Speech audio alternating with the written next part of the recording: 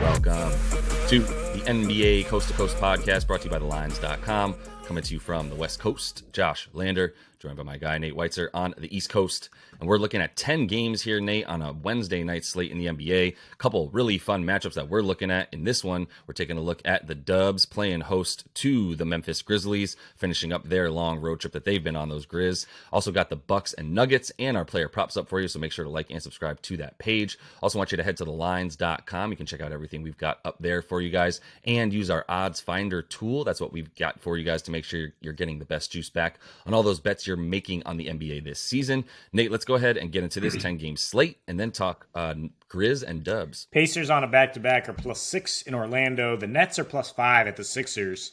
Would love to take Philly with confidence there if we know Embiid is playing, but he's questionable, so we'll see. Wolves are +2.5 at the Pels, who are on a back-to-back as well. The Wizards, after a win last night in Dallas, are -3 in Houston. Houston's lost like 15 million straight, so that's interesting. +8, the Denver Nuggets at Milwaukee. That's the other game we break down. Interesting line set as if Joker might sit, but there's nothing to indicate he will sit necessarily. The total's at 231. Hawks are -2 at the Thunder. Raptors +3 at Kings. Jazz +3 at Portland. Spurs are +5.5 at the Lakers with a chance Anthony Davis returns. And then this game, we have Memphis +3.5 at the Warriors. The total's been bet up from 237 to 244.5. Nate told the people it was going to be bet up. I don't know who he told, but he knew it was going to happen. I don't know if I have the balls to take an under the way these teams love to get up and down and play, but I do think this is a circled game on the calendar for both teams, and that does mean we should see an above-average defensive effort from one or both, especially the Warriors, who, you know, they have these crazy home road splits. They have these crazy finishes to games that they don't seem to care about.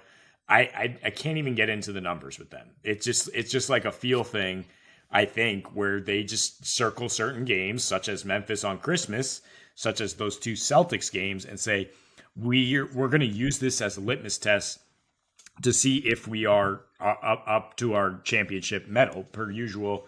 And then, you know, there's kind of a malaise through the rest of the regular season because it's just like, you know, wake us up when it's playoff time and time to win. But they have it out for Memphis. I mean, and vice versa. The Grizz gave them their toughest test of the postseason last year. Those Celtics games, I mean, they dominated at home. Probably should have won in Boston for sure. Even as a Celtics fan, I can say they got hosed a little bit by the refs down the stretch and just didn't close it out. But now at home, I mean, I like the Warriors. It's been bet up 1 point from 2.5 to 3.5, but Memphis is struggling on this road trip. I don't know how much of that is looking ahead to this game.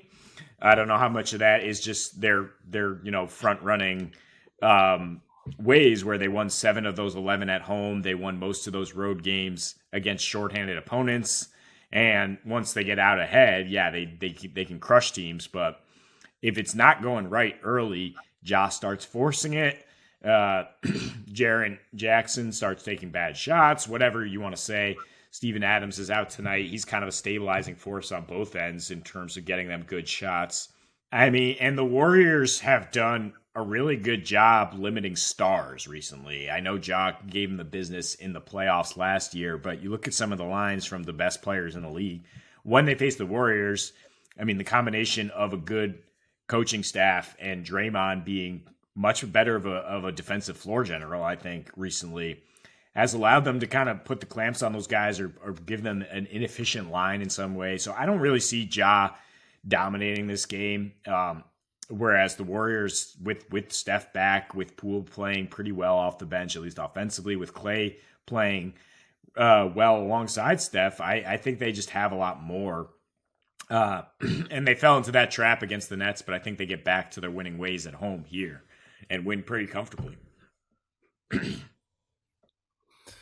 Man, this team is a conundrum this season, dude. I mean, I believe them when they say they're terrible on the road at this point, like, and they're just really good at home. But then they lose to Brooklyn at home last game by 4 points after beating the Cavs without Steph. and everyone. So it's just weird, man. And for this one, I'm going under. 244.5 is absolutely absurd for what these two teams have done when they played, even just in the regular season. Like, they haven't gotten over 125 or 225, 224. Like, these games are 123, 109, 95 to 123, 108 to 116, 113 to 104. Like, three of those totals were under 220. So I'm not sure. I guess, I mean, they played at 106 pace last game, and it was 123, 109. And the only reason that the Dubs are able to get that 123 is hitting 18 threes, which is only two more than they've been making in their last roughly 7 games. But it's still it's somewhat, it's a little bit more than the average for them. Enough that, like, it adds up to 123 after you hit 2 extra threes. But that's why it's just like, for this game, it's going to be another playoff atmosphere.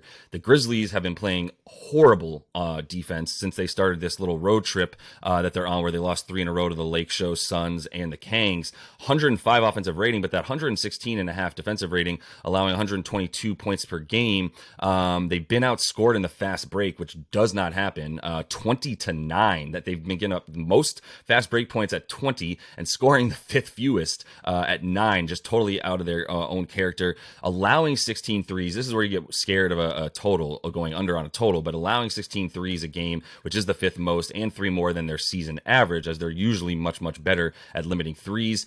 No matter what they do, they're still going to, I mean, honestly, even without Steven Adams, they're still dominating the paint in terms of scoring in the paint, limiting points in the paint, scoring second chance points, limiting second chance points, all in like the top 3 in the league, and best at a lot of those things. So they're going to be that good at those things no matter what. And that hasn't really bothered the Dubs, because they've just traded 3s for 2s. So the question is, are the Grizzlies going to defend the 3-point line better than they have in the last 3 road games? I would say yes. I would say they're geared up, and the reason they're geared up is, besides the fact that it's the Dubs and they kicked them out of the playoffs and beat them on Christmas without Steph Curry, is the fact that, like, they rested Ja. They rested him against the Kangs, took a 33-point just smack to the chin, giving up like 107 3-pointers in that game, I think it was, or something ridiculous for the Kings, who missed like 2 threes or whatever. So it's how they lose, and they've been giving up threes to guys like Trey Lyles, Harrison Barnes, Keegan Murray, all 6'7" to 6'9" or 10 3-point shooters who can, drive a little bit, or at least take a step inside and shoot if you come out on them, but had all the time in the world to shoot wide open threes. And that's going to be a problem for them if they are letting the splash triplets and, some form of Andrew Wiggins as well put up all those threes. I think they're going to be in big trouble. I still think it goes under 244.5. I just don't see a world where Memphis just hemorrhages points like that, and the Dubs are not getting back on defense. Their defense has been better, and I really focus on the last 7 games for them, because that's when Steph came back. They missed him for like a month before that, and then everything else was so long ago that just doesn't seem as relevant. But they are 6-1 to the over, averaging about 242 a game in those games, still not 244.5. But 3-4 as well. They are playing at that huge, super fast pace. But that offensive rating at 115 just isn't there right now, and it looks stagnant at times. And it's really just threes bailing them out from Jordan Poole, Clay, and Steph, because they've been making 18.5 of those a game, and still getting the dimes that they get. We always know they're going to be in the top 5 in assists in the league. So it's not like that's really going to change almost ever, even when Steph's not out there, because of the style they play. But they've been 3rd in fast break points. Memphis has been getting back on defense. So I think if they can limit what free throws for Memphis, who they get some, but they're obviously not, like, that's not their bread and butter, is getting to the line outside of necessarily Ja, but it is a huge point of emphasis with the second chance points that they get around the rim and the way they crash the offensive boards. If the Dubs continue to give up this, the amount of free throws that they have, they've fouled the most in their last 7 games. They've given up the 2nd most free throw attempts as a result, allowing 7th most assists. So you worry that they're going to be vulnerable in the places that Memphis can't score, and that this 104 to 106 pace that these teams are capable of playing with Ja in there and Steph scares you. But once again, those two dudes have been in there for 3 of those last 4 matchups that they've played, and these totals have failed once again to get to 225. So I think we're all getting a bit ahead of ourselves with these insane totals, and we need to relax a little bit and realize, even if this game's at 235, that's a very fast, high-scoring game, and it's way less than that 244. So that's still my favorite bet. Yeah, because one of these teams can get shut down when they play because the other one is so fired up to play them. That being said, I mean, you look at what Steph, I think this might be the game Steph totally takes off. I talk about them wanting games, and the last 3 times they've hosted Memphis, Steph has averaged 43 points per game, and he's taken 56 threes and hit 24 of them. So his prop is at 4.5 threes, which we thought was low against the Celtics, and he had 5 by the end of the third quarter. Because again, when they want games, I mean, I think he took 17 to 19 at threes against the Celtics. It's just like, all right, we're playing a pretty good defense. They're going to be fired up. We're just going to try to break that defense with Steph hitting impossible shots, and he often does, especially at home. So I think you want to look at his threes there, and as part of the equation here for Golden State probably pulling away at some point, and just Memphis not being as good at home. Again, what I said about them not being as good when they don't get out in front early. I'd expect that typical Warriors avalanche to allow them to cover the spread. Yeah, and you're still getting a little bit of value on that 27.5 points for Steph Curry, considering that, this might be closer to 30 if he hadn't missed a game here or there, and still been coming back to normal for him. So we'll see. Either way, I think, this is going to be a pretty close game, and I do like that too. Well, let me be very clear. It might not be like you said. I think it's going to be a fun game. One team is going to play it very, very, very well, but the way that this matchup has gone, there hasn't been a game closer than like 8 or 9 points in the last like 5 or 6 matchups that they played. A lot of blowouts as they sort of just give up at some point, and one of these teams is so fired up to play the other one but I think in this case both of them will be. Like I said, Josh sat, the Dubs know they need this just as much as anything, and they get up for these games, so they're both going to be going at it, creating a little bit more of that playoff atmosphere, creating a little bit lower of a score. So 244.5 is absolutely absurd. The NBA is drunk right now, and we're still loving it though because it's super fun. And that is all the time we have for you today. So make sure to like and subscribe to that page. Check out the other couple videos we have up for you today. And until we see you next, happy betting.